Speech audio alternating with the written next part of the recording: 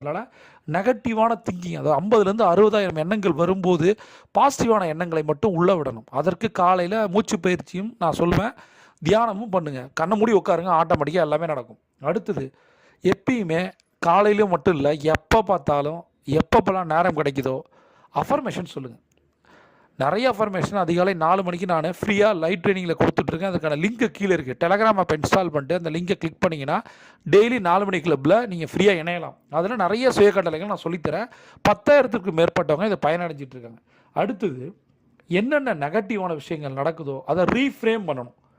எப்படி நெகட்டிவாக நடக்கும்போது ரீஃப்ரேம் பண்ணுறது? நெகட்டிவாக நடந்துட்டு போகுது, அதில் வந்து பாசிட்டிவான விஷயத்தை மட்டும் எடுத்துக்கணும். நம்ம நிறைய தடவை ஜெயிச்சோன்னு நினச்சிருப்போம், தோற்றுருவோம்னு நினச்சிருப்போம், ஜெயிச்சிருப்போம்.